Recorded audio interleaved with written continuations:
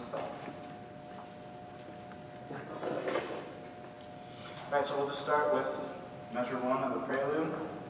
Your first note, your first chord is going to be a D minor chord. So I'll have you guys all just bear with me for a second.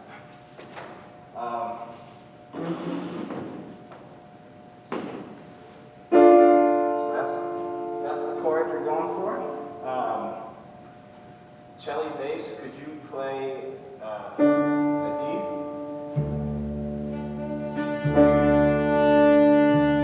Flauta or violas, could you play F natural?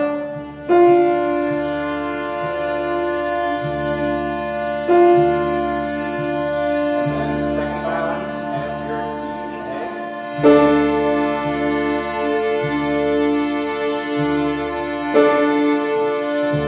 First violins, add your D and A. Keep playing. Keep playing. You got it.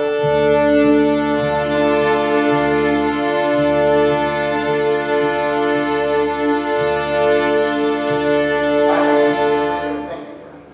Violas, make sure, since there's just not a lot of you, make sure that you're bringing out that F natural a lot. That is the key to the chord. Otherwise, it's just a D and A. They're like, oh, it's a D major, D minor. Back. Shelley, pretty much you're chilling for the first two measures. You come in, bass. You know what to do. All right. Let's begin.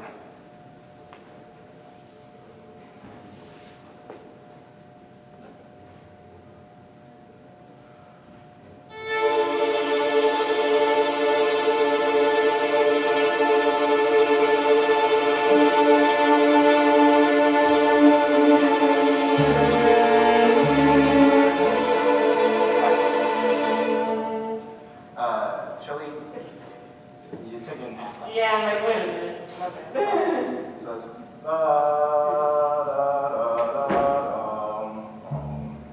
Yeah. All right. One more time.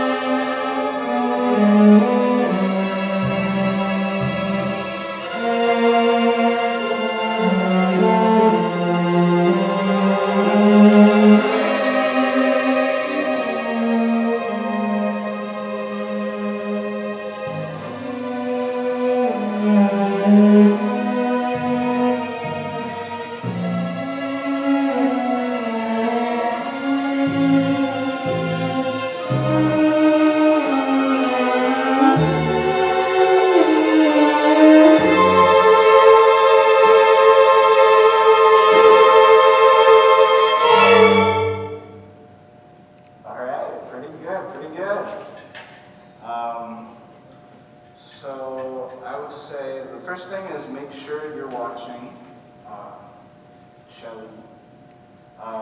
Your last little bit.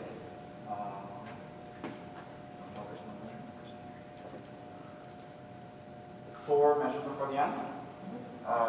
Make sure that the rhythm is in line, so you have 1, 2, 3, and 1.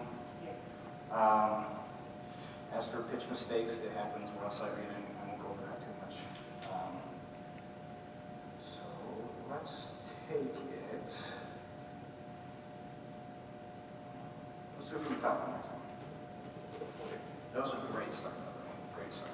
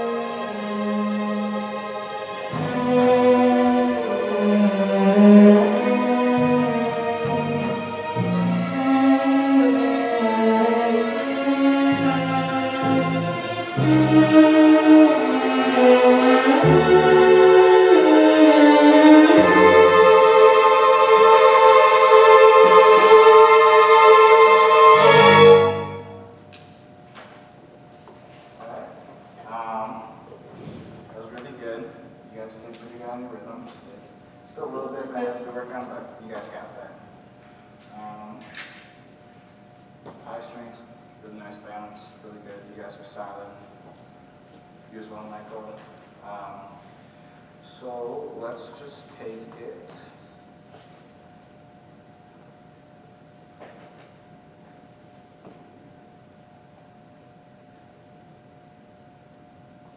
Uh, 10 before the end.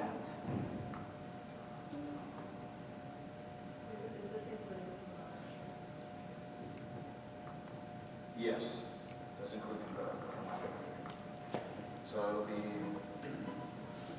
violins, D natural, C flat for second violins, F natural for viola, C flat for cello, A flat for bass.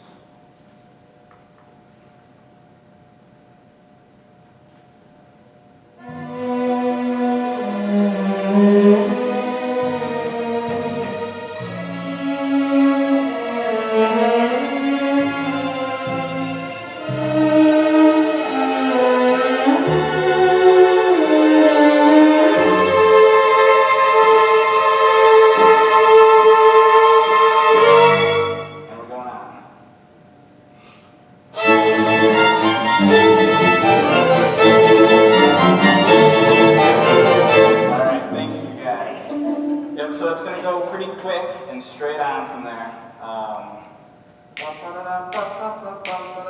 Is everyone comfortable with this tempo for sight reading, or would you want it slowed down a little bit? Alright, then let's just take it straight on the top of the ragas.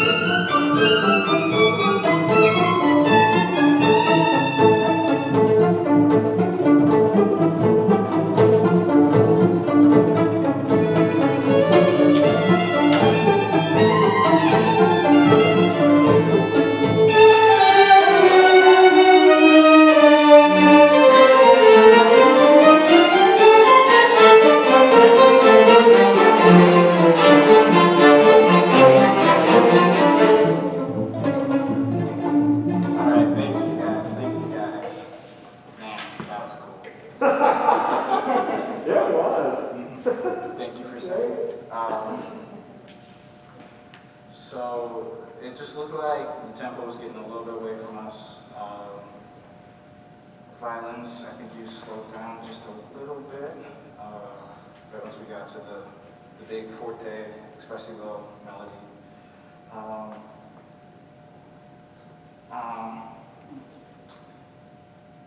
Yeah, so just make sure you're keeping that pulse.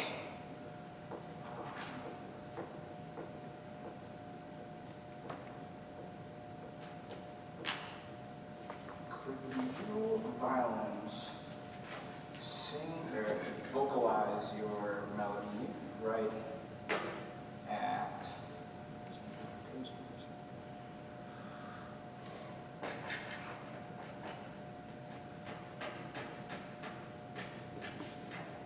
17 before C.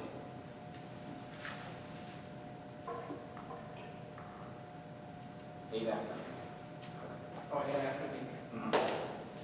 Just filings, could you vocalize your melody before filing?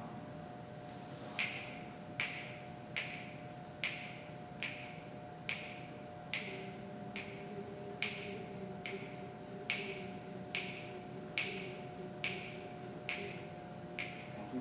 Could you do it like you were playing it? So when it gets to that what's on there, go act like you're energetic. This is an energetic piece.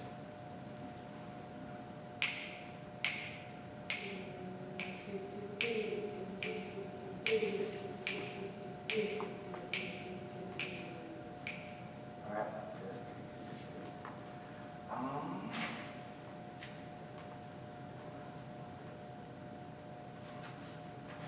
Well, how about you conduct some one more time, and then we'll do feedback, okay? So conduct it one more time. Conduct it like either first movement or second movement, whatever you want, but do a little more conducting, like maybe one more shot at something, and then we'll do feedback, okay? So sorry, saying go like try to like run through it or like. If that's what you want to do. Let's go for a run through. Let's have some fun. It's a Wednesday night. We all love fun on a Wednesday. All right, so right at the beginning. The beginning of the Aragonine.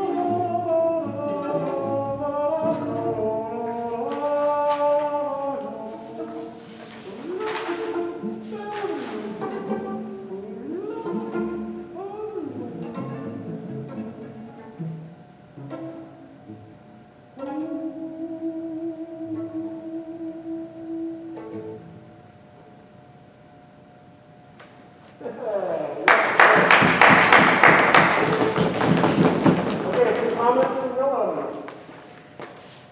from the orchestra or the observation deck?